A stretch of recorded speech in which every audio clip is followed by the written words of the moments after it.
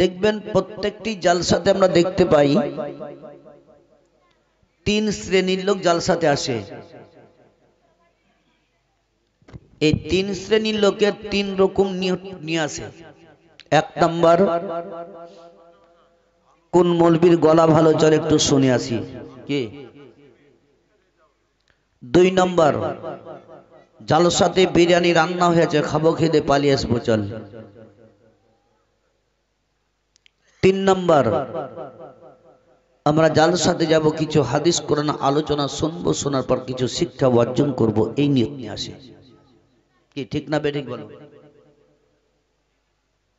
আজকে দেখুন আমরা যতটি লোক বসে আছি, আমাদের উদ্দেশ্য একটা শিক্ষা অর্জন করার। আজ আমরা বাস্তবত প্রত্যেকটি মানুষের আমাদের শিক্ষার প্রয়োজন আছে।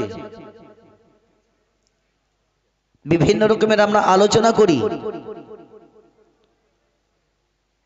রাস্তাঘাটে দেখবেন মানুষ ফতোয়া জারি করে, চায়ের দোকানে বসে এখানে ওখানে বসে বসে খুব ফতোয়া জারি করে। কিন্তু ওই লোকটাকে যদি জিজ্ঞাসা করা হয় কি ভাই সুবহানাল্লাহ কোন কোন জায়গায় পড়তে হয় তুমি কি জানো? তো জানি না। কোন কোন সমাতে কোন জায়গাতে সুবহানাল্লাহ পড়তে হয় এটাই তো আমরা ঠিকভাবে জানি না। মৌলবীদেরকে তো বলে দিতে হয় কি জোরে বলুন সুবহানাল্লাহ, তখন বলছে মানুষ সুবহানাল্লাহ, তাই কি না? কিন্তু একটা কথা যে কোন কথা যে শুনি ওই জায়গাতে আমরা সুবহানাল্লাহ পড়বো সেটাই আমাদের শিক্ষা হলো না। দুই নম্বর, মানুষ মরার পর যে একটা ছোট্ট দোয়া পড়তে হয়, আমরা ওই দোয়াটা কতজন জানি বলুন? 100% মধ্যে দেখবেন 20% লোক জানে, আর 80% লোক দেখবেন কি সেই মানুষ মরার পর যে দোয়াটা পড়তে হয় সেটাও জানে না। মাটি দিতে যায়, মানুষ মরার পর মাটি দেয় না, দেয় না ভাই? একটু বলেন আমাদেরকে, দেখবেন শেষ খুব লম্বা চড়া করবো না, আপনার যতক্ষণ থাকবেন ইনশাআল্লাহ আমি শোনাবো। মাটি দেওয়ার আমরা যে দিতে যাই কবরস্থানে কয়বার দেয়? 4 বার না 5 বার? 3 বার। এটা আমরা জানি কি 3 বার। তাহলে 3 বার যে মাটি দিতে আমরা কি দোয়া পড়ে দিতে হয়? যারা যারা জানছে মিনহা খালাকনাকুম ওয়া ফিহা নুঈদুকুম ওয়া মিনহা নুখরিজুকুম তারাতান উখরা, আর যারা না জানছে তারা বলছে বিসমিল্লাহ বিসমিল্লাহ, আর যারা বিসমিল্লাহ মুখ দিয়ে বেরেন হচ্ছে কেন বলুন তো? পাশের লোকে শোনাচ্ছে কি দেখ আমি কত দোয়া জানি। বাস্তবত মুসলমান আমরা বড় বড় ফতোয়া জারি করি, কিন্তু মাটি দেওয়ার দোয়াটাই আজকে আমরা ঠিকভাবে জানি না। জালসা মেলাতে আমরা যাই তো কি শিক্ষা অর্জন করি বলুন? যারা বিরিয়ানি গোশত খেয়ে নিল চলে গেল বাড়িতে ঘুমালো, কি ঠিক না বেঠিক বলুন?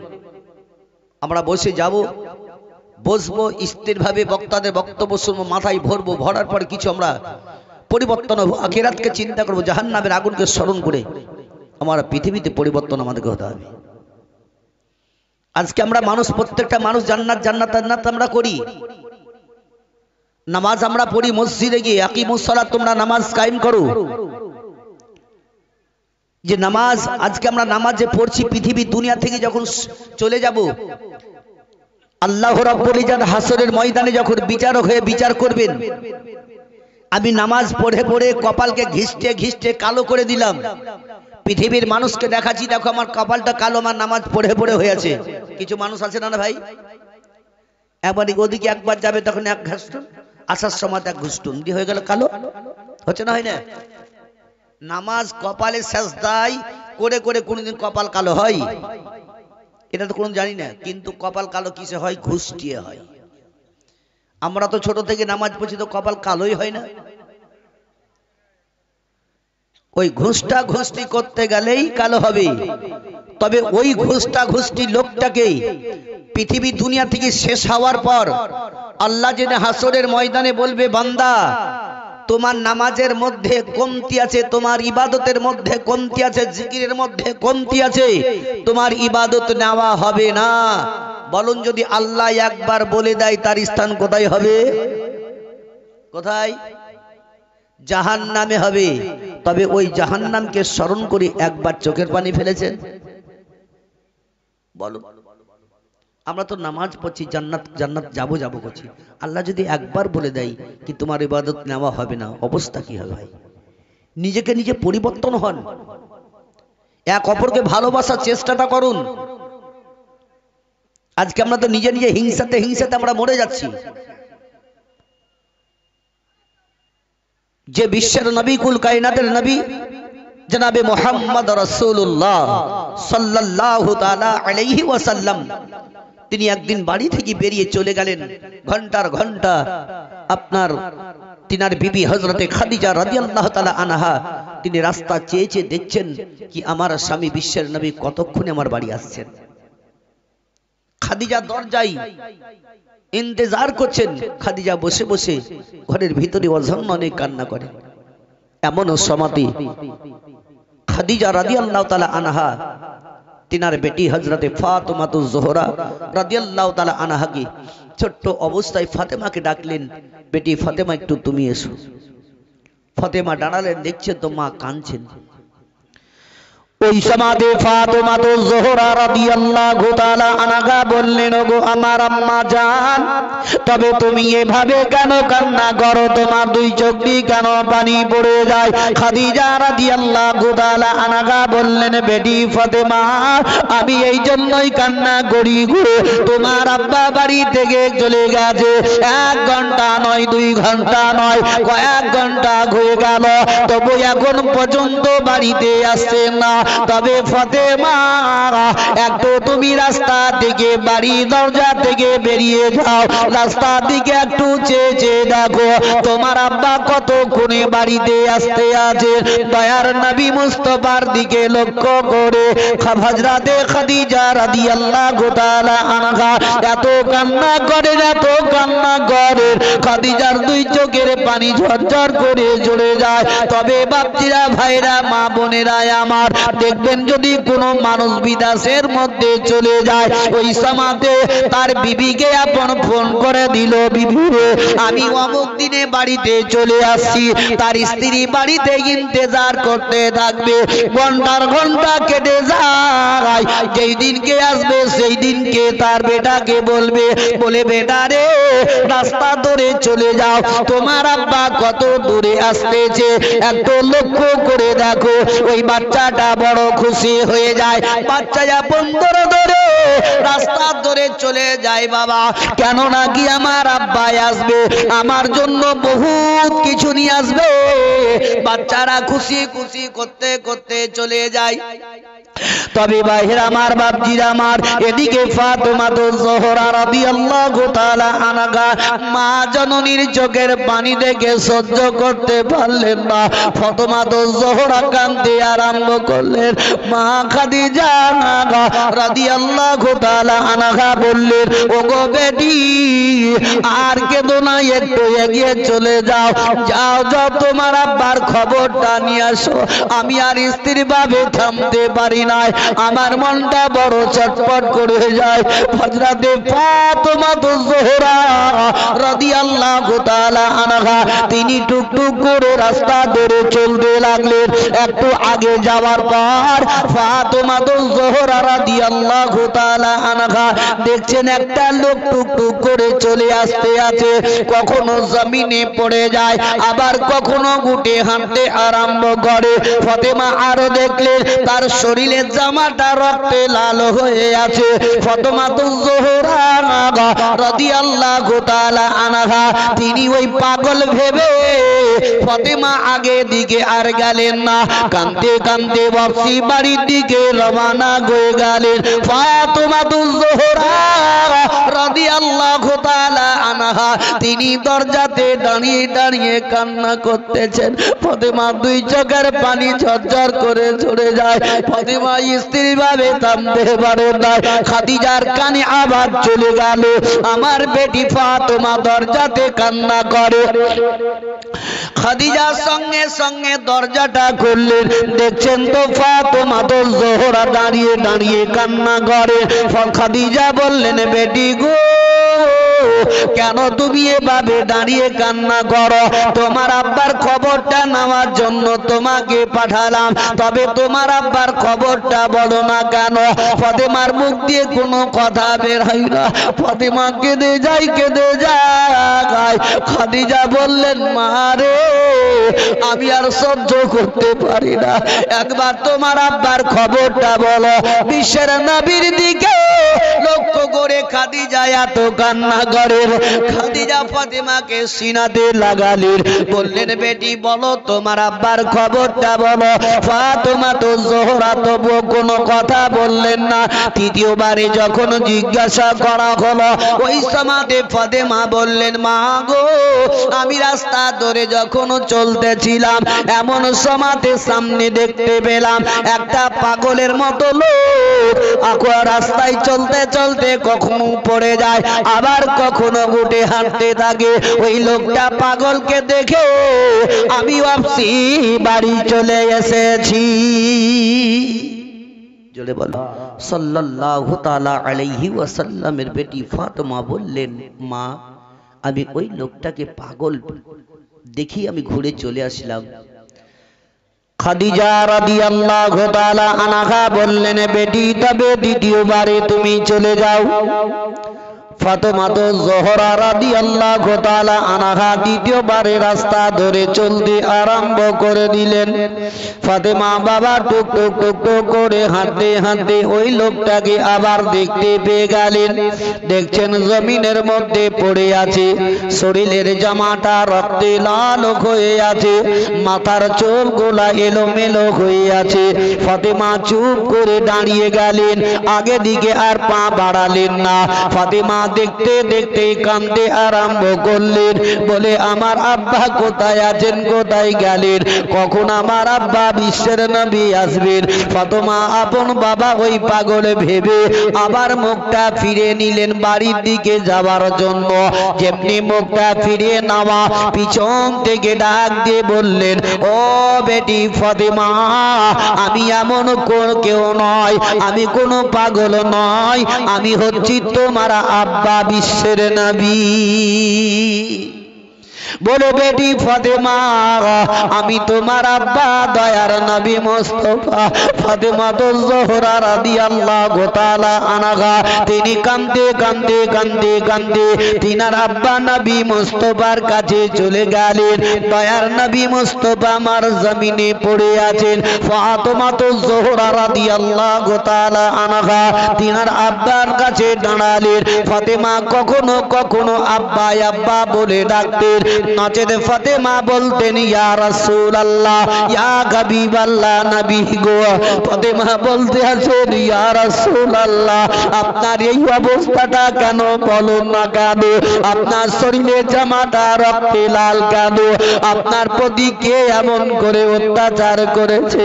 বিশ্বের নবী আমার ফাতেমাকে সিনাতে লাগিয়ে দিলেন। দয়ার নবী দুই চোখ দিয়ে পানি পড়ে গেল। নবী আমার বললেন, মা গো, তুমি এভাবে আর কেঁদো না, কেঁদো না, চোখের পানিটা বন্ধ করো গো ফাতেমা, আমি সব কিছু বরদাস্ত করতে পারি গো মা, তবে তোমার চোখের পানি বরদাস্ত করতে পারে না। ফাতেমা বললেন, ইয়া রাসূলুল্লাহ, ইয়া হাবিবাল্লাহ, তবে আপনার শরীরের এই অবস্থাটা কেন? কে এমন করে অত্যাচার করেছে বলুন না কেন? নবী আমার বললেন, ফাতেমা, তারা আমাকে চিনতে না পারার কারণে আমার প্রতি তারা অত্যাচার করেছে। তবে ফাতেমা, এমন একটি জামানা আসবে, এমন একটি সময় আসবে গো, তোমার আব্বার নাম খানা গাছপালা তরুলতা নদ নদী কীট পতঙ্গ সারা বিশ্বের মানুষ পড়বে জোরে জোরে পড়ো লা ইলাহা, জোরে বলো লা ইলাহা, লা ইলাহা, লা ইলাহা ইল্লাল্লাহু মুহাম্মাদুর রাসূলুল্লাহ সাল্লাল্লাহু তাআলা আলাইহি ওয়াসাল্লাম। বাবা জীবনেরা আমার, ভাইরা মা বোনেরা আমার, দয়ার নবী মুস্তাফাকে ফাতেমাতুজ জোহরা রাদিয়াল্লাহু তাআলা আনহা টুক টুক টুক টুক টুক টুক করে বাড়ির দিকে নিয়ে রওনা হয়ে গেলেন। হযরতে খাদিজা রাদিয়াল্লাহু তাআলা আনহা ঘরের ভিতরে বসে বসে কান্না করেন। খাদিজার দুই চোখের পানি ঝরঝর করে ঝরে যায়। হযরতে ফাতেমাতুজ জোহরা বিশ্বের নবীকে যেমনি নিয়ে এলেন, দয়ার নবী আমার একটি আওয়াজ দিলেন দরজাতে। এক আওয়াজ দেওয়া মাত্রই সঙ্গে সঙ্গে খাদিজা দরজাটা খুলে দিলেন। দেখছেন তো বিশ্বের নবী আমার দাঁড়িয়ে আছেন, ফাতেমাতুজ জোহরা একদিকে দাঁড়িয়ে আছেন। বিশ্বের নবীর শরীরে জামাটা রক্তে লাল হয়ে আছে, মাথার চুলগুলা গেল মেলো হয়ে আছে। বিশ্বের নবীজি খাদিজার মুখের দিকে তাকালেন, আর খাদিজা নবী মুস্তাফাকে দেখার পরে আরো জোর কাঁদতে আরম্ভ করে দিলেন। খাদিজা আর স্থির ভাবে থামতে পারেন না।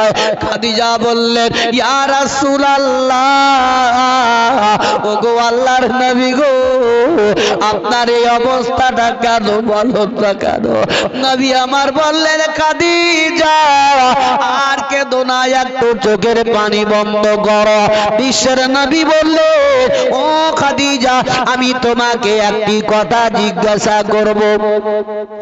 খাদিজা রাদিয়াল্লাহু তাআলা আনহা বললেন, ইয়া রাসূলুল্লাহ, ইয়া হাবিবাল্লাহ, নবী গো, আপনি কি এমন কথা জিজ্ঞাসা করবেন, বলুন না কেন? হযরতে খাদিজার মুখের দিকে তাকিয়ে বিশ্বের নবী বললেন, খাদিজা, তোমার দরজাতে আসার পরে আমি একটা আওয়াজ যখন দিয়ে দিই, সঙ্গে সঙ্গে তুমি দরজাটা খুলে দাও, তবে তুমি কি দরজাতে 24 ঘন্টা দাঁড়িয়ে থাকো?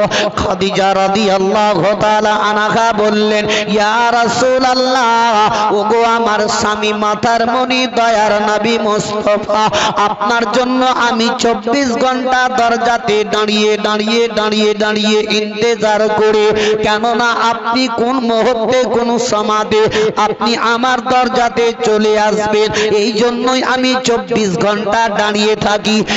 এক আওয়াজের পরে দ্বিতীয় আওয়াজ যদি আপনি আমার দরজাতে দেন, তবে ওই দ্বিতীয় আওয়াজের জবাবটা আমি আল্লাহর দরবারে কি বলে দিব, তার জন্য আমি দাঁড়িয়ে থাকি। নবীজি বললেন, খাদিজা, তবে তোমার শরীরে কি ব্যথা হয় না, তোমার শরীরে কি কষ্টটা হয় না দাঁড়িয়ে দাঁড়িয়ে থাকাতে? খাদিজা বললেন, ইয়া রাসূলুল্লাহ, ওগো আল্লাহর নবী গো,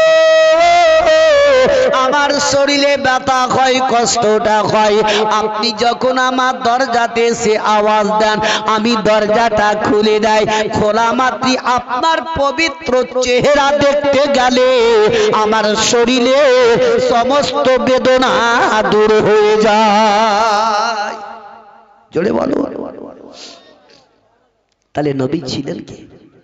নবী মুস্তাফার চেহারা দেখলে পরে সমস্ত সব শরীরের বেদনা দূর হয়ে যেত। আর আজকালকার নারীরা, আজকালকার মা বোনরা জালসা মেলাদ শুনে শিক্ষা বর্জন করে কি? এরা জালসাতে আসে মানে মেলাতে ঘোরার জন্য আসে। দেখেন যারা দেখার তারা মেলা দেখে চলে গেল, যারা জালসা শোনার তারা শুনতে আছে। কি ভাই, এরা বাড়ি থেকে উদ্দেশ্য করে চলে এলো কি, চল আমরা কোনটা যাচ্ছি, মানে জালসাতে যাচ্ছি, কিন্তু না, জালসাতে নয়, এরা মেলাতে। ওই মেয়েগুলা আপন যদি স্বামী, তার স্বামী যদি রাত্রিবেলাতে কোথাও যায়, 10টা 11টা বেজে গেল আসতে, ও নিজের পেটটা শান্তি করে খুব নাক ডেকে ডেকে খুব ঘুমাচ্ছে, বুঝলেন?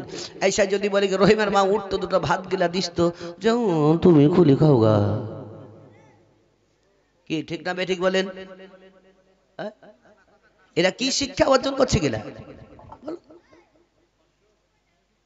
আজকে আমরা শিক্ষা অর্জন আমাদের শোনার ভাই শুনতে হয়, চল জালসা চলছে চলে যায়। কি পরিবর্তন এখন হন মায়ের আমার, যে কয়টি মা আমার আছেন অবশ্যই জীবনে কাহিনী শোনার পর কিছু একটু পরিবর্তন হন। জান্নাত পাওয়া সহজ কথা নয়। এহানো বিশ্বের নবীজি আমার দয়ার নবী রাহমাতুল লিল আলামিন খাদিজার বাড়ি থেকে যাওয়ার পরে একদিন গুহাতে গর্তে আল্লাহ রাব্বুল ইজ্জাতের জিকিরের মধ্যে শামিল হইয়াছে। জোরে বলুন সুবহানাল্লাহ। এ ভাই, আপনার এই জায়গাটা কি বলছে গ্রাম? বাবলা বোনা, মানে বাবুলের বিচুনগুলা বুনে বুনে বুনে বুনে বাবলার গাছ হয়েছিল, তো হয়ে গেছে বাবলা বোনা নাকি? নাম কিছু একটা উদ্দেশ্য থাকে। এই বাবলার গাছ আছেই বলে বাবলা বোনা বিচে কেউ বুনেছিল। এই বাবলা বোনা থেকে কোনো একজন ব্যক্তি যদি বোম্বাই দিল্লি যদি যায়, তো বাড়ি থেকে বের হওয়ার সময় দেখবেন মনটা তার খারাপ করবে। একা একা যেতে ভালো লাগবে না। লাগবে কি? যদি আরেকজন হয়তো একটু ভালো লাগতো, গল্পে গল্পে চলে যেতাম। আবার কিছু কিছু যুবক যুবক ছেলেরা আছে পেটের দায়ে, যেমন দিল্লি বোম্বাই বহুত বহুত দূর দিয়ে কেরালা টেরালা দিয়ে খাটার জন্য যায়, যায় না জানা? এরা যখন একাই যায় তখন বাস স্ট্যান্ডে কিংবা রেল স্টেশনে যাওয়ার পর বসে বসে বসে খুব চিন্তা করে, যাবো কি যাব না, যাবো কি যাব না। এমনি করতে করতে সারা দিন কাটিয়ে দিল। সন্ধ্যার সময় বাড়ি এসছে ঘুরে, কি ব্যাপার? বলে গাড়ি ফেল। বলে না গাড়ি নাই, গাড়ি আজ বন্ধ। তাহলে একাই যেতে কণ্ঠিত্ব লাগে, খারাপ লাগে। সঙ্গী হলে ভালো হয়। তবে ভাই আমার, বাপজিরা আমার, মায়ের আমার, এই পৃথিবীর দুনিয়া ছেড়ে তো একাই একাই যেতে হবে, হবে না? হবে না? তাহলে একাই যে যাবো, তো যেতে কি ভালো লাগবে? একটু বলে ভালো লাগবে? তাহলে সঙ্গীত দরকার। তাহলে পৃথিবীতে সঙ্গী তৈরি করতে গেলে পরে নামাজ পড়ুন। পৃথিবীতে যদি সঙ্গী তৈরি করতে হয় জিকির করুন। পৃথিবীতে যদি সঙ্গী তৈরি করতে হয় দান খায়রাত করুন। পৃথিবীতে যদি সঙ্গী তৈরি করতে হয় মাহে রমজানের রোজা রাখুন। তাহলে এরাই যাবে আপনার সঙ্গী সাথী হয়ে। জোরে বলুন। আর মাতালদের সোহবাতে বসবেন তো মাতালি বুদ্ধি পাবেন, পাবে না? পাবে না? যেমন একটা লোক, এক মাতাল বুঝলেন, রাস্তা দিয়ে যাচ্ছে, আর ওদিক থেকে মৌলবি সাহেব বুঝলেন খুব ধাও ধাও করে চলে আসছে, খুব তাড়াতাড়ি একটা কাজে যাচ্ছে। তো মাতালটা মৌলবিকে দেখে বলছে, মৌলবিকে আমি প্রশ্ন করব। এই প্রশ্ন করবে, এই নিয়তটা এঁকে নিয়েছে মাতাল। তো মৌলবিটা যেমন কাছাকাছি এসছে আর হাতটাকে ধরে বলছে, মৌলবি সাহেব আপনাকে আমি একটা প্রশ্ন করব, উত্তর দিতে হবে। মৌলবি সাহেব বলছে, ভাই আমি একটু কাজে যাচ্ছি, খুব আর্জেন্ট আছে, তবে তুই কালকে প্রশ্ন করিস, তোর উত্তরটা আমি দিয়ে দিব। এই মাতাল এক্ষুনি করবো, এক্ষুনি উত্তর দিব। মাতালের দিকে হয় না? হয় না? আপনাদের দেশে মাতাল আছে তো? বহুত আছে ভাই, কোনো দেশ আর বাকি আর নাই। তো এই মাতাল বললেন, বারবার বলে, মৌলবি সাহেব রেগে বলছেন, তোর প্রশ্নটা কি আছে তো একটু বল তো দেখি। তো মাতাল বলছে, মৌলবি সাহেব আল্লাহ প্রত্যেক মাসে একটা একটা করে নতুন নতুন চাঁদ দেয়, তো পুরাতন চাঁদটা যায় কতি? বলবি চুপ।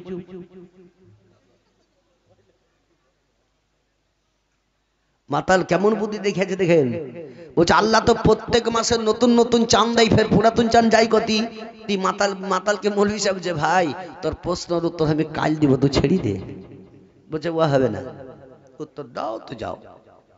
আজকালকার এরকম আজর পাকা ওই কি বলে পাবলিক আছে না নাই বলেন, মৌলবিদেরকে এমন এমন হ্যান্ডা কথা বলে দেয় যে কোনো কিতাবও নাই, কোনো বইও লেখাও নাই, এমন প্রশ্ন করে দিল। কিন্তু মান্তিকি চাল মৌলবিরা থাকে তো পড়ে, মান্তিকি একটা বই আছে বুঝলেন, এ মান্তিকি একটা বই পড়ে থেকে থাকলে ও মান্তিকি চাল তোমাকেও চালিয়ে দিবে, এটাও জেনে রেখে দাও। এখানেও বাপজিরা ভাইরা আমার, ও মাতাল যখন বললো, বলছে ভাই তুই আজকে ছেড়ে দে, তুই কাল তুই প্রশ্ন করিস, কাল তোকে আমি উত্তরটা দিব, যে করেছিস সেটাও আমি কালকে উত্তর দিয়ে দেবো। বলছে ও হবে না। ই মৌলবি একদিকে টানে, মাতাল একদিকে টানে, এমনি করতে করতে বিশাল লোক জমে গেছে বুঝলেন। আর ওই দিক থেকে আর একটা মাতাল, ও মদ খেয়ে খুব টা হয়ে চলে আসছে। ই মাতাল বলছে ওখানটায় কি হচ্ছে দেখি। দেখছে তো মৌলবিকে মাতাল খুব টানাটানি করে। ই মাতাল বীজখানে ঢুকে যায়, মদ খাইয়া মৌলবি সাহেবকে অপমান অপদস্থ করছি, লোকের সামনে তোকে লজ্জা লাগে না? কিন্তু উজি মদ খাই আছে, উটার বলে না। উজি এক মাতাল, উয়ার বলছে না, আমি একেবারে শ্বাস শেখো। ই মাতাল বলছে চুপ, মৌলবিকে ছেড়ে দে, আমি তোর প্রশ্নের উত্তর দিয়ে দিব। বলছে দিবি তো? হ্যাঁ দিব। মৌলবিকে ছেড়ে দেবো, যে বল তোর প্রশ্ন। বলছে আল্লাহ প্রত্যেক মাসে নতুন নতুন চাঁদ দেয়, পুরাতন চাঁদ যাই কতি। বলছে মাতার হারি এইটা তো মানে কহছিস, আল্লাহ এত বড় একটা হাতুড়া নিয়ে দেয়, পুরাতন চাঁদটাকে ঠুকি ঠুকি ঠুকি ঠুকি গিজি গিজি গিজি করে আসমানের মধ্যে ছিটে দেয়। রাত্রে বেলায় দেখিস খুব ঝিকঝিক করে জ্বলে। তখন ই মাতাল বলছে ঠিক বলেছি, মানে তারা তো মাতালের সোহবাতে বসবেন তো মাতালি বুদ্ধি পাবেন, গাঁজারি সোহবাতে যদি বসেন তো গাঁজারি বুদ্ধি পাবেন, তাসেরি আড্ডাতে যদি বসেন তো তাসেরি বুদ্ধি পাবেন, আর ভালো লোকেদের সোহবাতে যদি বসেন তো ভালো বুদ্ধিটাই পাবেন। কি ভাই ঠিক না বেটি? ভালো লোকেদের সোহবাতে বসা উঠা বসা করুন। আজকে কোনো মুসল্লির কাছে নামাজিদের কাছে গিয়ে আমরা জিজ্ঞাসা করি ভাই এই দোয়াটা একটু শিখে দাও, বলে কেউ? বলেছে কেউ? কেউ বলে না। কোন ইমামকে গিয়ে বলেছে? কি বলবে পাবলিক? মৌলবীরা শিখে না, পরের খাচ্ছে খালি ব্যাং ফুলাই ফুলে যাচ্ছে, ছেলেপিলা পড়াই না। না তোমাদের দোষ, তোমরা ছেলেপিলা পড়াতে পাঠাও। মৌলবীদের যত দোষ হচ্ছে মৌলবীদের। তুমি এশার নামাজের পরে মৌলবী সাহেব যে একাই মসজিদে চুপচাপ পড়ে থেকে যায়, তুমি কখনো ভেবে 10টা মিনিট তার কাছে গিয়ে বসে কোন শিক্ষা বর্জনের লোকে গেছো? গেছে ভাই? যাই কেউ? তাহলে ভুলটা কাট তোমাদের। আর বলছো মৌলবীদেরকে কি মৌলবীরা ফুলছে আর খাই খাই খালি ফুলে যাচ্ছে। দরজা যে কত বড় কত হলো আল্লাহ মালিকই জানে। এ বিশ্বের নবীজি আমার জিকির করতে আছেন আর নবী মুস্তাফার শরীরটা থরথর করে কাঁপতে শুরু হয়ে গেল। জোরে মহব্বতে বলুন সুবহানাল্লাহ। ওই সমাদে আল্লাহর নবী দয়ার মুস্তাফা সাল্লাল্লাহু তাআলা আলাইহি ওয়াসাল্লাম বাবা জিকিরের মধ্যে শামিল হয়ে আছেন। আস্তে আস্তে নবীর শরীরের বারো বাবা কাঁপুনিটা উঠে গেল। ও আমার ভাইরা মা বোনেরা আমার, একটু একটু পরিবর্তন হয়ে যান। দেখুন বিশ্বের নবী আমার বাবা তবু জিকির করতে আছেন। আল্লাহর নবী দয়ার মুস্তাফা সাল্লাল্লাহু তাআলা আলাইহি ওয়াসাল্লামের শরীরের আরো কাঁপুনি আস্তে আস্তে বেড়ে যায়। তবু নবী আমার জিকির ছাড়েন নাই। তবে হাইরে আজকে আমাদের মুসল্লি গণেরা, হাইরে আমরা নামাজি রে বাপ, আমরা মসজিদে চলে যাই, ঘড়ির দিকে তাড়াতাড়ি দেখি কতক্ষণে মলবি নামাজ পড়াবে, মসজিদ থেকে বের হব। আমরা যদি তসবিহ তাহলিল করি, এটা আমরা লোক দেখানো বেশিরভাগ তসবিহ করি। দেখবেন আল্লাহকে পাওয়ার উদ্দেশ্য নয়। কত কত মুসল্লিকে দেখতে পাওয়া যায় মসজিদ থেকে নামাজ পড়ে রাস্তাতে দেখবেন তসবিহ নিয়ে ফুসু করতে করতে যায়, করে না? রাস্তাতে লোক দেখাই কি দেখো আমি কত তসবিহ তৈরি করি আর কত তসবিহ বা গুনি। চায়ের দোকানে বসে বসে তসবিহ গুনে। এ মুসলমান ভাইরা আমার, ওই মুসল্লিদেরকে আমি বলবো তুমি লোক দেখানো তসবিহ করো না। যদি আল্লাহকে পাওয়ার উদ্দেশ্য তসবিহ করতে হয় মসজিদের কোণে বসে বসে করো। যদি আল্লাহকে পাওয়ার উদ্দেশ্য করতে হয় ঘরে বসে বসে করো। আল্লাহকে যদি পাওয়ার উদ্দেশ্য করতে হয় কোন জঙ্গলে পাহাড়ে গিয়ে করো। আর লোক দেখানো যদি তসবিহ করে বেড়াও, রোজ হাসরের ময়দানে ওই তসবিতে তোমাকে ঢাল মারা করে মারবে। তুমি লোক দেখি আমাকে গুনেছিলে। কি ঠিক না বেটি? লোক দেখানো হয় না, ওই তসবিতে ঢাল মারবে। আর আল্লাহকে পাওয়ার উদ্দেশ্য যদি করো তবে দেখবে তসবিহ করতে করতে তোমার দিল কানা কেন কি তো শরীরটা পর্যন্ত কেঁপে উঠবে।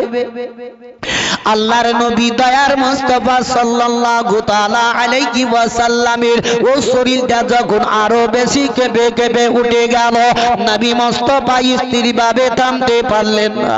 নবী আমার চট করে উঠে গিয়ে খাদিজার বাড়ির দিকে রওনা হয়ে গেলেন। হযরতে খাদিজা রাদিয়াল্লাহু তাআলা আনহার দরজাতে গিয়ে বিশ্বের নবী আমার ডাক দিলেন। আওয়াজ যখন দিলেন সঙ্গে সঙ্গে খাদিজা দরজাটা খুলে দিলেন। দেখছেন তো নবী মুস্তাফা দাঁড়িয়ে আছেন। দয়ার নবী মুস্তাফার শরীরে কাঁপুনি উঠে গেছে। খাদিজা রাদিয়াল্লাহু তাআলা আনহা বললেন, ইয়া রাসূলুল্লাহ, ইয়া হাবিবাল্লাহ, নবী গো আপনার শরীরের কাঁপুনি কেন বলো না কেন? নবী মুস্তাফা কোনো কথা বললেন না। খাদিজা কাঁদতে আরম্ভ করলেন।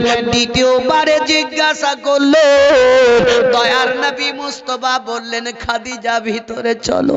দয়ার নবী মোস্তফাকে নিয়ে গেলে, খাদিজা বিছানা করে দিলেন, দয়ার নবী মোস্তফা আমার শুয়ে গেলেন। খাদিজা রাদিয়াল্লাহু তাআলা আনহা বিশ্বের নবীর সিথানের নিকটে বসে গেলেন। খাদিজার দুই চোখ দিয়ে পানি পড়তেছিল।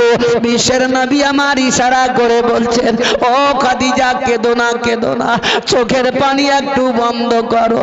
খাদিজা রাদিয়াল্লাহু তাআলা আনহা বললেন, ইয়া রাসূলুল্লাহ, ইয়া হাবিবাল্লাহ, নবী গো, আপনার সঙ্গে এতদিন ধরে আমি উঠবস করেছি ইয়া রাসূলুল্লাহ, তবু আপনার শরীরের কাঁপনি আমি দেখি নাই, তবে আজকের শরীরে কেন কাঁপনি, কারণটা কি বলুন?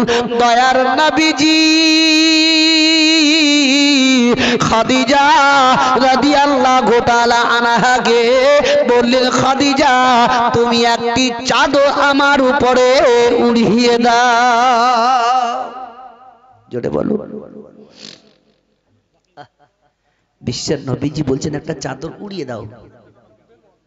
খাদিজা রাদিয়াল্লাহু তাআলা আনহা বিশ্বের নবীর শরীরে একটা চাদর চড়িয়ে দিলেন, তবু কিন্তু কাঁপুনি থামছে না, আরো বেড়ে যাচ্ছে। জোরে বরং সুবহানাল্লাহ। কাঁপুনি উঠে যায়। যেমনকে দেখবেন বাড়িতে কোনো বাচ্চাদের জ্বর আসে, কিছু কাঁপুনি জ্বর আসে, আসে না ভাই? কাঁপুনি জ্বর আসে।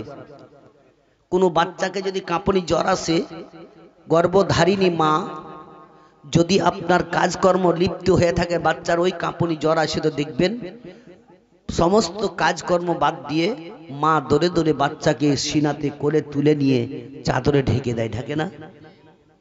মা এমন জিনিস একটা, মায়ের মতো দরদি পৃথিবী তার কেউ নাই। ও মা জননী আমার বাচ্চাকে নেওয়ার পরেও চাদরে ঢেকে দিও, যখনই কাঁপুনি বন্ধ হয় না, ল্যাপ দিয়ে দেয়, তবু কাঁপুনি বন্ধ হয় না। ওই সমাজে গর্ভধারিণী মা বাচ্চার কাছে নিয়ে গিয়ে আপন সিনাতে লাগিয়ে মুখখানা লাগিয়ে দিয়ে আল্লাহকে বলে, আল্লাহ গো, তুমি আমার বাচ্চার শরীরের কাঁপুনিটা বন্ধ করে দাও। আল্লাহর কাছে দোয়া করতে থাকে। আজ আমরা সেই মাকে কতই বা ভালোবাসি, যে গর্ভধারিণী মা, যে দুধ খাইয়ে আজকে আমাদের বড় করলো, যে মা জননী আমার 10 মাস 10 দিন গর্ভে নিয়ে থাকলো। ওই মা এমনকি শীতের রাত্রিতে বিছানায় যদি পিশাব করে দেওয়া হয়েছে, মা বাচ্চাকে আপন করেছে কি শুকনো কাপড় দিয়েছে, মা ভিজা কাপড়ে থেকেছে। ওই মা জননীকে আজকে আমরা বড় হওয়ার পর একটি পরের মেয়েকে বিয়ে করে বউ সাজিয়ে বাড়িতে নিয়ে আসার পরে ওই বউয়ের প্রেমে পাগল হয়ে আজকে মা বাপকে আমরা ভালোবাসতে পারি নাই। তবে আমার বাপজি ভাইরা আমার একটু একটু পরিবর্তন হয়ে যান। ওই মা যতই মায়ের প্রতি অত্যাচার করেন না কেন, যদি একবার মা বলে ডাক দিয়ে দেন, তখনই মা জননী আমার পিছনকার বেদনা ভুলে গিয়ে, বাচ্চার সব কষ্টটা একদম ভুলে গিয়ে মা বাচ্চাকে সিনাতে টেনে নেয়। জোরে বলো। আচ্ছা, মাকে ভালোবাসেন দেখে কটালো মাকে ভালোবাসে? হাত চান তো দেখি। সত্যি প্রকৃত সত্য মায়ের যদি সন্তান হাত চান দেখি, এভাবে সবাই ভালোবাসে। আচ্ছা বলুন তো, হাত চাললেন মায়ের নামে, কয়েকটা লোক চাললো না, এরা মনে হয় মাকে ভালোবাসেনি। তবে যাই হোক, যদি সত্য মাকে ভালোবেসে থাকেন, কোনো একজন মায়ের নামে 100 টাকা দিবেন? 100 টাকা মার নামে। আমি চাঁদা নই, আমি কারোর চাঁদার লেগে উঠিনি ভাই, আমি বলবোই। তবে মার মহব্বতে আমি 100 টাকা চেয়েছি।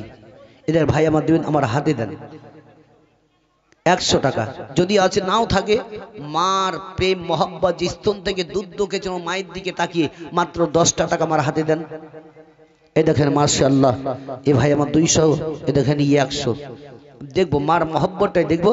যদি নাও থাকে 10টা টাকা কমসে কম দেন। যে চায়ের দোকানে বসলে চা খেতে গেলেই 10-20 টাকা চলে যায়, আজ মাকে ভালোবেসে মার নামে 10টা টাকা।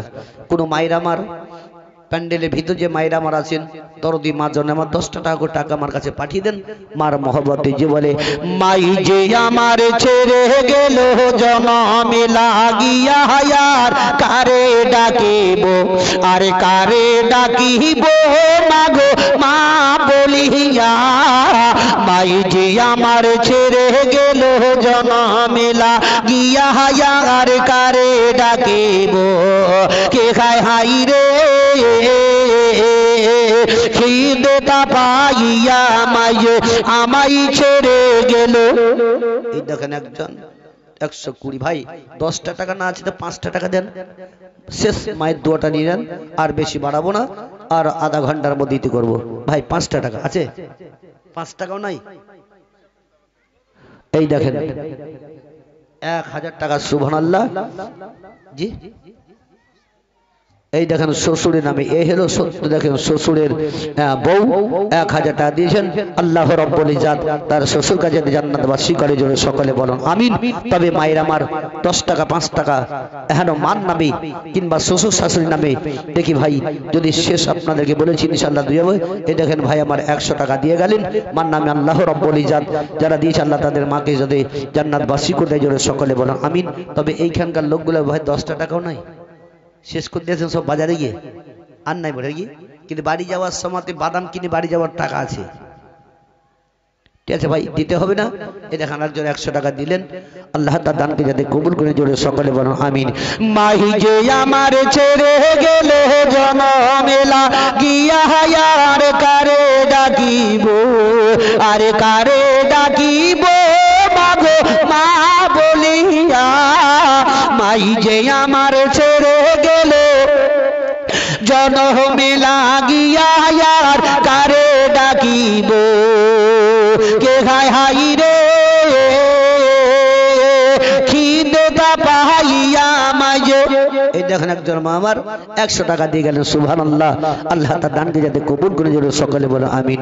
খিদেটা পাইয়া মাঝে আমায় ছেড়ে গেল, একবারে নাম খুলিয়া আমার বলিল, মনের কথা মনে রেখে রাখল যে চাপায়া আর কারে ডাকিব, আরে কারে ডাকিব মাগো মা বলিয়া, মাই যে আমার ছেড়ে গেল জনমে লাগিয়া আর কারে ডাকিব, কে খায় হাই রে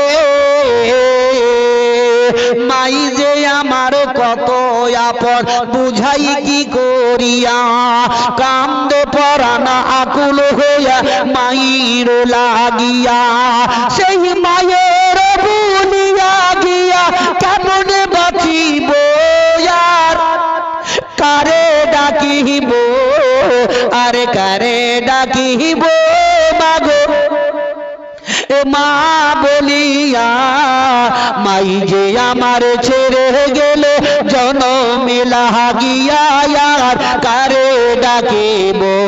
হযরতে খাদিজা রাদিয়াল্লাহু তাআলা আনহা বিশ্বের নবীকে চাদর দিয়ে যখন ঢেকে দিলেন, নবীর শরীরের কাঁপুনিটা কমছে না, আরো আস্তে আস্তে আস্তে আস্তে বেড়ে যায়।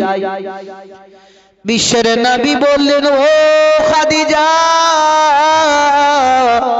তুমি একবার আমাকে চিপে ধরো, নচেত কাঁপুনি বন্ধ হবে না। জোরে বলুন সুবহানাল্লাহ। ও আমার ভাইরা, ও আমার মা জননীরা, আমার হযরতে খাদিজা রাদিয়াল্লাহু তাআলা আনহা বিশ্বের নবীকে যখন চিপে ধরে নিলেন, আর চিপে ধরা মাত্রই এমন কি নবী মোস্তফার কাঁপুনিটাও বন্ধ হয়ে গেল। খাদিজা বললেন ইয়া রাসূলুল্লাহ, ইয়া হাবিবাল্লাহ, নবী গো আপনাকে চিপে ধরা মাত্রই হঠাৎ করে শরীরের কাঁপুনিটা বন্ধ হয়ে গেল, কারণটা কি বলুন না কেন? বিশ্বের নবীজি আমার বললেন ও খাদিজা আমি তখন তোমার বাড়িতে এসেছিলাম, তখন অগণিত ফারিস্তাগণ বোনেরা তোমার বাড়ির আশপাশে হাজির উপস্থিত হয়েছিল। তবে খাদিজা যখন তুমি আমার চিপে ধরলে ওই সমাজে তোমার মাথা থেকে সামান্য একটু কাপড় হটে গেল। ওই কাপড় হটে যাওয়ার কারণে আল্লাহর ফেরেশতারা আসমানে চলে গেল, তেমনি আমার শরীরের কাঁপুনিটাও বন্ধ হয়ে গেল। তবে আমার ভাইরা, মা বোনেরা ও আমার দরদি মা জননীরা আমার, যদি বিশ্বের নবীর বিবি খাদিজার মাথা থেকে সামান্য একটু কাপড় হটে যাওয়ার কারণে আল্লাহর ফেরেশতারা যদি চলে যান, তবে দেশের মা বোনদের মাথায় তো কাপড় দূরের কথা, শরীরে পিঠে পেটে কাপড় ঠিকভাবে থাকে না। তাদের কাছে ফেরেশতা, ওই ফেরেশতারা ভিড়বে না, শয়তান ভিড়বে। ভেবে দেখো, ফেরেশতা আসবে, শয়তান, এরা ফাইসানে ঘুরে বেড়াচ্ছে। আমার মা বোনদেরকে বলবো, ও ফাইসানটা না বাদ দিয়ে একবার পরিবর্তন হন, আখিরাতকে চিন্তা করো, জাহান্নামে স্মরণ করুন। এই যে কবরস্থান, আসল ধাপি হচ্ছে আমাদের কবর, তাই কিনা ভাই? এই কবরে সকলকে আসতে হবে।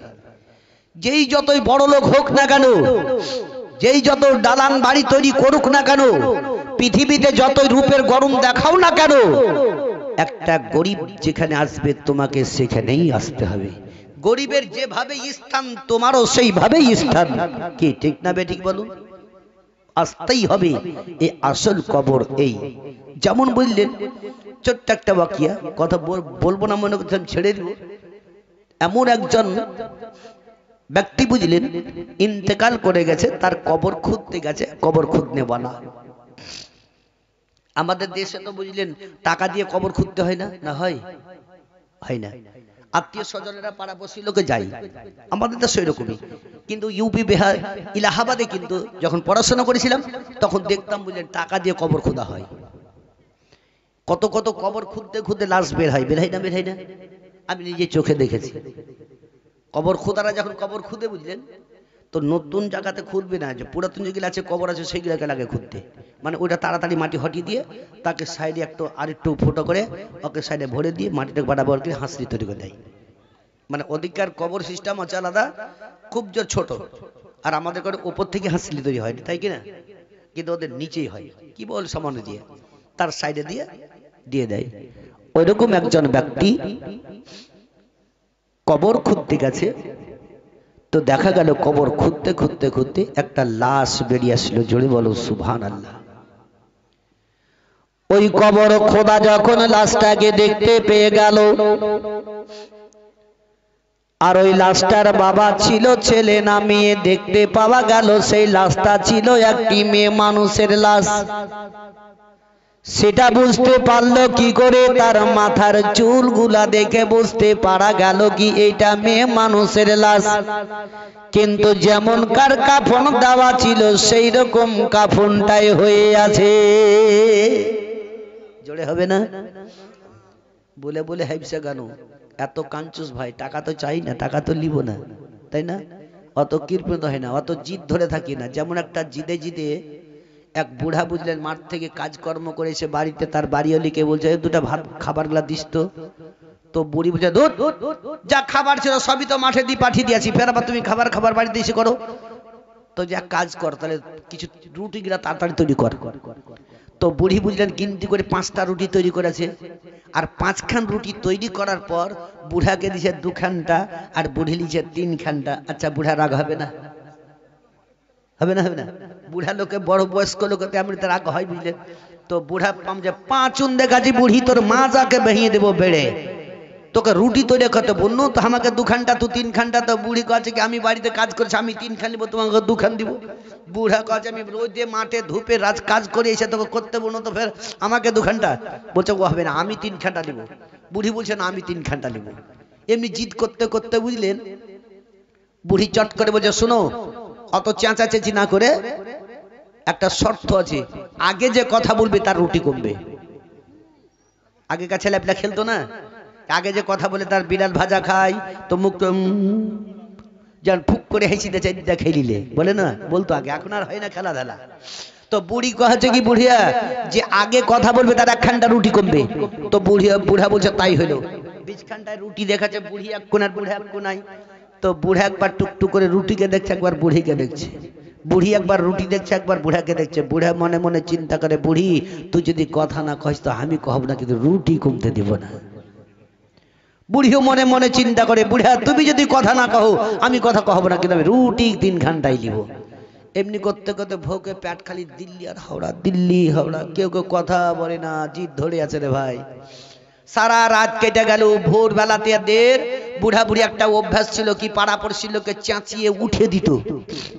সেই দিন বেলা 8টা বেজে গেল, তো বুড়া বুড়ি কাউকে তোলাই না। পাড়া পড়শির লোক হঠাৎ করে, আচ্ছা আপনাদের মসজিদের ইমাম সাহেব যদি ফজরের নামাজ না পড়ায়, দরজা না খোলে, বেলা 10টা যদি হয়তো লোক ভাববে নাকি মৌলবি মরে গেছে, ভাববে না ভাই? হঠাৎ করে হইতে পারে। তো এরা ভাবছে কি, হারে বুড়া বুড়ি আজকে তোলাই না, তো বুড়া বুড়ি 2 হাতে মরে গেল নাকি। ফের করেছে কি, কিছু লোক রাস্তা দরজার কাছে এসে বুঝলেন খুব গবেষণা করছে। তো কেউ কেউ বলছে এক কাজ কর, ঘরের ভিতরে দেখ তো বুড়া বুড়ি মরে আছে না বেঁচে আছে। বুড়া বলছে ব্যাপার খুব খারাপ, চোখ যদি খোলা দেখতে পাই তো শরীরে হাত দিবে, আর শরীরে হাত দিলে কথা বলতে হবে, কথা বললে তো রুটি কমে যাবে। তো বুড়া মানে কি চোখ আগে থেকে বন্ধ করে আছে বুঝলেন। তোর বুড়ি বলছে, ও তুমি পারলে তো ফের আমি পারবো না, আমিও তো চোখ বন্ধ করি, কিন্তু রুটি কমতে দিব না। ও চোখ বন্ধ করে আছে, বুড়ার নাকে হাত দিয়েছে। তো বুড়া নিঃশ্বাস বন্ধ করে বসে আছে। তো যে বুড়া মারা গেছে, নিঃশ্বাস বন্ধ, শেষ। তো যে বুড়ি কেউ দেখতো, বুড়িও নিঃশ্বাস বন্ধ করে আছে, কিন্তু এদিকে কেউ ভাই কেউই মরেনি বুঝলেন, জীবিত আছে। মাইকে এলান হইলো বুড়া বুড়ি মারা গেছে, জোহর নামাজ পড়ে মাটি হবে।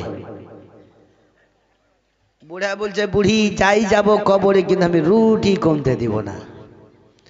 বুড়িও মনে মনে বলে কি, বুড়া আমিও যাই যাব কবরে, কিন্তু আমি রুটি 3 ঘন্টাই নেব।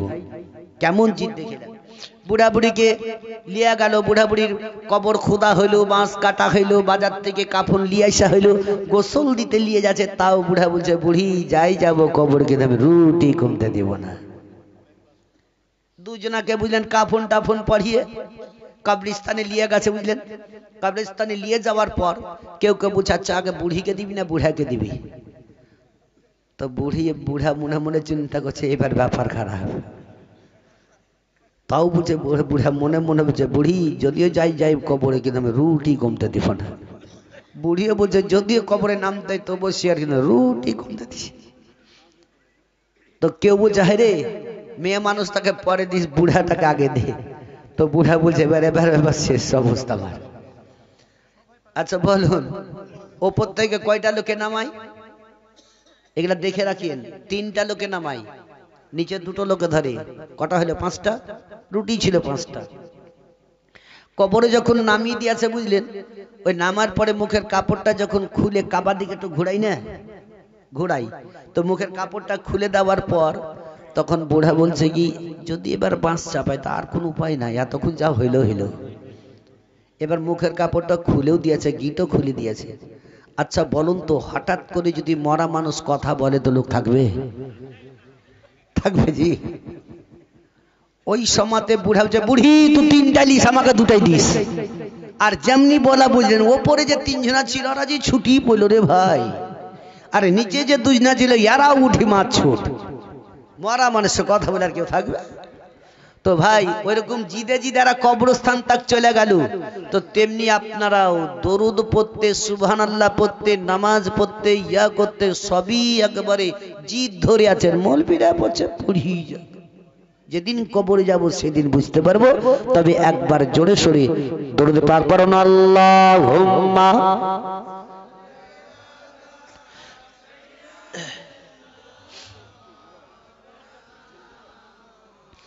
وعلى آل سيدنا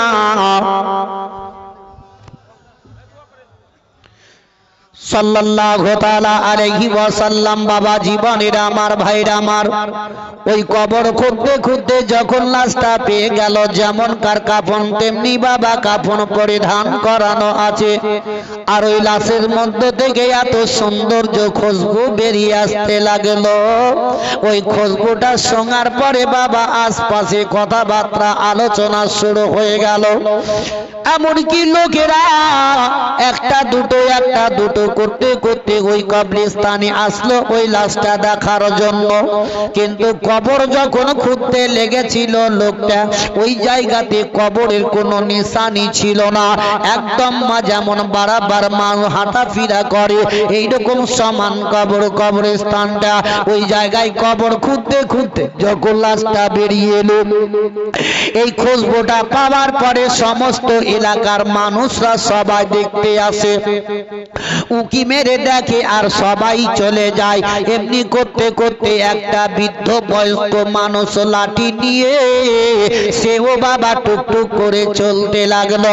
বলে সবাই তো দেখতে যাচ্ছে কবরস্থানে ওই লাশটা দেখার জন্য, তবে আমিও সেই লাশটা দেখতে যাব।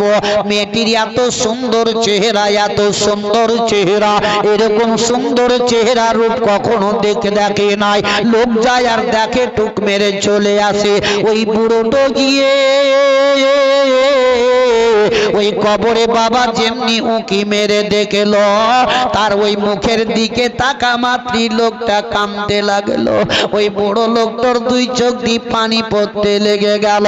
লোকটা কাঁদতে কাঁদতে একটু নিরালা জায়গাতে বসে বসে অঝর নয়নে কান্না করে। অনেকে মানুষ দিয়ে জিজ্ঞাসা করলো, বলে চাচা গো কেন তুমি কান্না করতে লাগলে বলো? কত কত লোক আসলো, লাশটা দেখে চলে গেল। তবে বাপজিরা ভাইরা আমার, এখানে ওই লাশটাকে দেখে সবাই চলে যায়, আর তুমি ওই লাশটাকে দেখার পরে কাঁদতে লাগলে কারণটা কি বলো? ওই লোকটা বাবা চুপ করে আছে, কোনো কথাবার্তা বলে নাই, অঝর নয়নে কান্না করে, দুই চোখের পানি ঝরঝর করে ঝরে যায়। দ্বিতীয়বারে বলল, গো চাচা গো কেন তুমি এইভাবে কান্না করো গো চাচা জান? তবে একবার বলো না কেন, কান্নার উদ্দেশ্যটা কি তোমার বলো না কেন? তবুও বাবা বলে না। তৃতীয়বারে যখন বলা হলো, ওই বয়স্ক লোকটা বলছে, বাবা রে যে লোকটাকে তোমরা দেখতে এসেছো এই জায়গাতে, উকি মেরে মেরে দেখে চলে যাও, ওই মেয়েটা এমন কেউ নয়, ওই মেয়েটি হলো আমার স্ত্রী। জোরে বলো। বলছে এটা আমার বিবি, আমার বিবি সাহেবা। 1 মাস নয়, 2 মাস নয়, 1 বছর নয়, 2 বছর নয়, 10 বছর আগে মারা গেছে, 10 বছর আগে মাটি দেওয়া হয়েছে। দেখেন যেমন কার তেমনি আছে, চেহারা ফুটে উঠেছে, খুশবু আসছে কবর থেকে। বলা হলো, গো চাচা জান তবে তোমার স্ত্রীকে 10 বছর আগে দাফন করা হয়েছে, তবে যেমন কার তেমনি আছে। পৃথিবীতে এমন কি কাজ করতো বলো? বলতেছে আমার বিবি সাহেবা বিনা ইজাজতে বাড়ি থেকে কখনো বের হয়নি, কখনো পর পুরুষ আমার স্ত্রী চেহারা দেখেনি। আমার বিবি সাহেবা 5 ওয়াক্তের নামাজি ছিল। আর আজকালকার বর্তমান যুগের হায়রে মায়েরা আমার, দেখবেন স্বামীকে বিছানায় রেখে দিল, বাড়িতে রেখে দিল, বিবি আপন চললো বাজারে বাজারে, ঘাড়ে একটা ব্যাগ টাঙিয়ে নিল, হাতে একটা বড় মোবাইল নিল, বড় বড় টিকলি লভেলা লিপস্টিক একদম দিয়ে, আর এমন লভিস্টিক লাল লাল লাগিয়ে এদিকে খুশবু ওদিকে খুশবু, ফসর ফসর দিয়ে আপন হেঁটে গেল। এমন ভাবে চলতে আছে কোন রাজপুরুষ মেয়ে চলে আসতেছে। ওই মেয়েটি রাস্তা ধরে যখন যায়, মেয়েটি একটি জায়গাতে টুক টুক টুক টুক করে বাবা এদিক ওদিকে দেখে, হাতের মধ্যে মোবাইল আছে, 2 থেকে একটা যুবক যখন দেখে মেয়েটির কাছে টুকটুক টুকটুক করে একটু এগিয়ে আসে না ভাই? যারা ফ্যাশন করে স্বামীকে রেখে দিয়ে রাস্তাঘাটে চলে, ওই মেয়েটিকে দেখতে দেখতে ছেলেটা বলছে কি তোমাকে একটু দেখা দেখা লাগছে আন্দাজে। মেয়েটি বলছে কি তুমি আমাকে দেখলা কোনটাজি? কথা যেমনি বলেছে মেয়েটি তেমনি সুযোগ পেয়ে গেছে। আচ্ছা তুমি বলো তো তোমার বাড়ি কোনঠে? তখন মেয়েটা বলছে কি অমুক জায়গাতে আমার বাড়ি। তখন ছেলেটা ঠিক তোমাকে ওইখানেই দেখেছিলাম। আচ্ছা যাই হোক, তাহলে তোমার একটু ফোন নাম্বারটা দাও তো, পরে তোমার সাথে কথাবার্তা বলা হবে। যেমনি মেয়েটা ফোন নাম্বার দিল, তোমার টিপটা ফুটুস করে ফুটে গেল। কি ভাই ফুটলো না? এই তো নারীরা মন ঘোরাফেরা করে। আমি জোড়হাত অনুরোধ করে যাব, হাই রে মা জননীরা আমার, একটু পরিবর্তন হন, আখিরাতকে চিন্তা করে চলুন। যিনি মা খাদিজা রাদিয়াল্লাহু তাআলা আনহা, তিনি বিছানার মধ্যে শুয়ে শুয়ে কান্না করছেন। এমন সমাতে বিশ্বের নবী গেলেন খাদিজার কাছে। খাদিজার চোখের পানি দেখে নবী আমার বললেন, ও খাদিজা কেন তুমি এভাবে কান্না করো? খাদিজা বললেন, ইয়া রাসূলুল্লাহ, ইয়া হাবিবাল্লাহ, নবী গো, ওগো আমার স্বামী আমার মনে গাওয়া দিচ্ছে, এবার আমি দুনিয়া ছেড়ে বিদায় নিয়ে চলে যাব। জোরে বলো,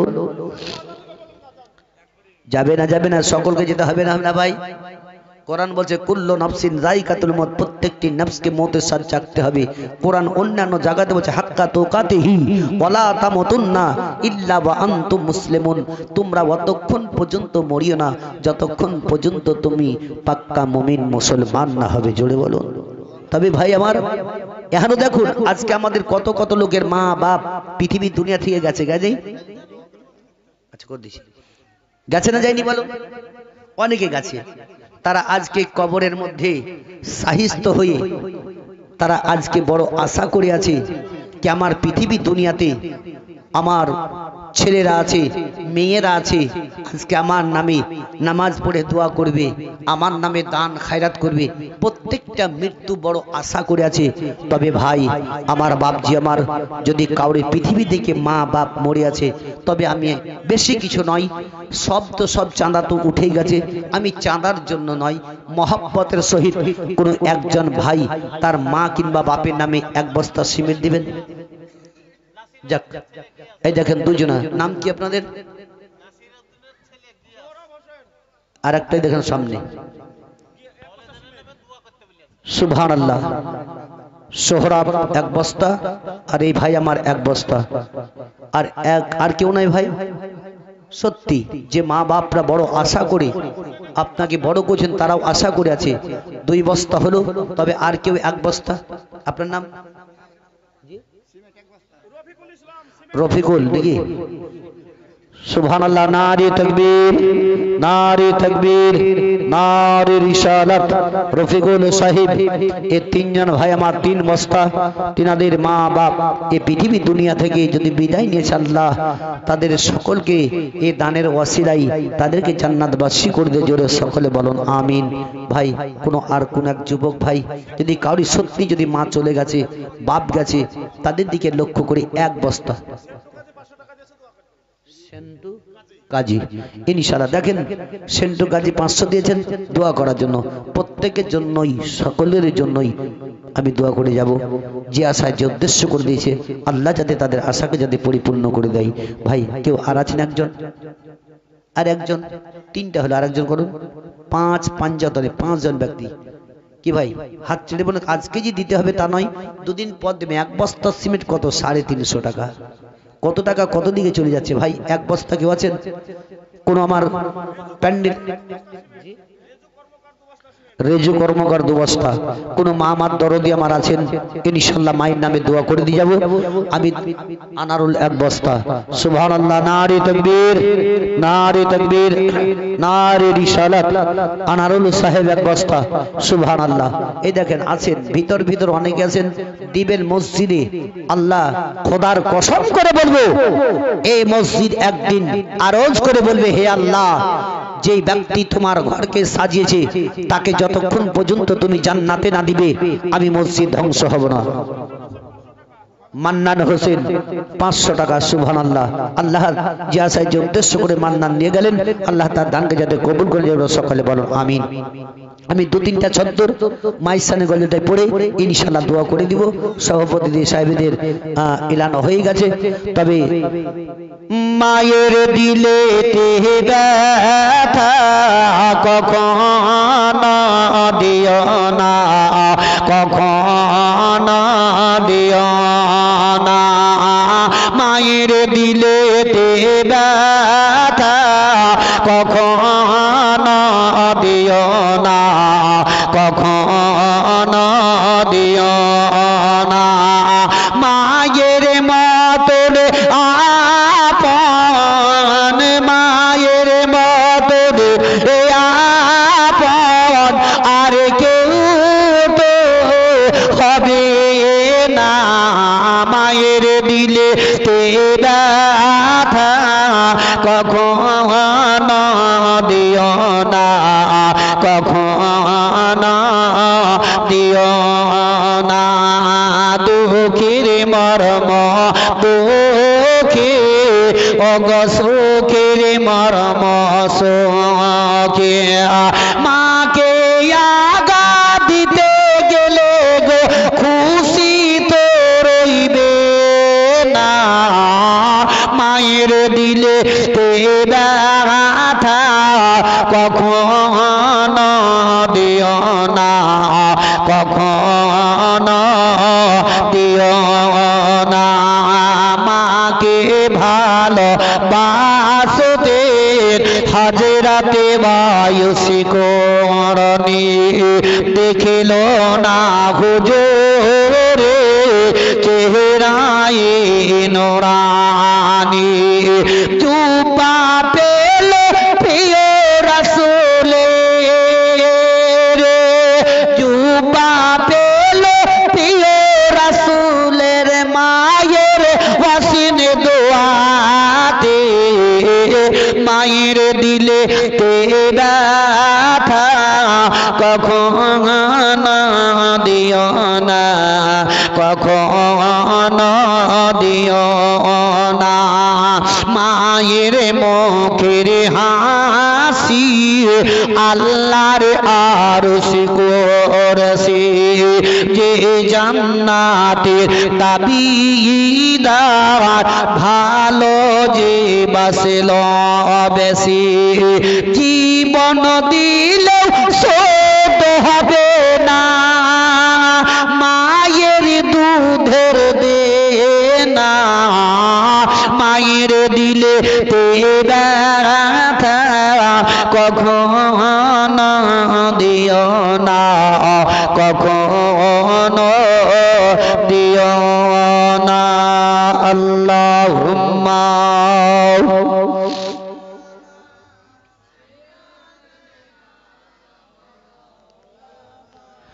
মুহাম্মাদ ওয়া আলা আলিহি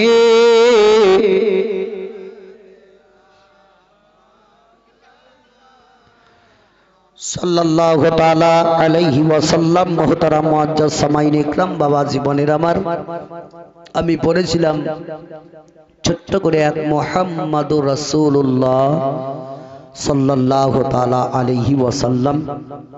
মুহাম্মদ আল্লাহর প্রিয়তর রাসূল।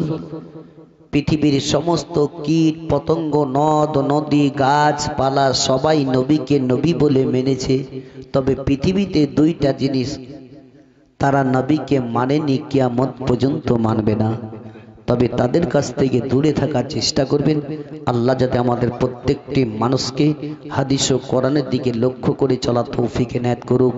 যারা সকলে বলুন আমিন সুম্মা আমিন। যে আপনারা মন দিয়ে স্থিরভাবে শ্রবণ করলেন, আল্লাহ রাব্বুল ইজ্জত এই শোনার পর আপনাদের প্রতি যাতে আমল করা তৌফিক এনায়েত করুক। যারা সকলে বলুন আমিন। আমার বক্তব্য আমি এখান থেকে ইতিহাস সমাপ্তি করলাম। বলার মাধ্যমে ভাষার মাধ্যমে ভুল ত্রুটি হলে ক্ষমা প্রার্থী। ওয়া মা আলাইনা ইল্লাল বালাগ। আসসালামু আলাইকুম ওয়া রাহমাতুল্লাহি व बरकातुहू। उठ खड़े हो मोमिनो ताजी मोहम्मद के लिए या नबी।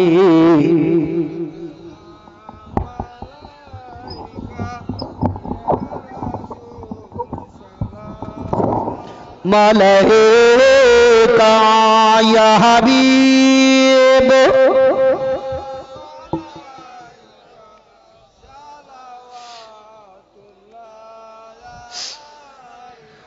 আমার অন্তরের ব্যথার বেদনা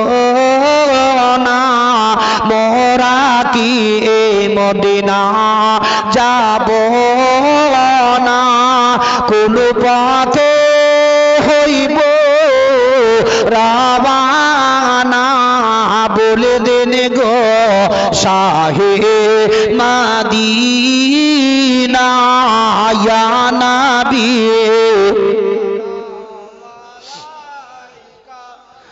या रसूल सलाम या हबीब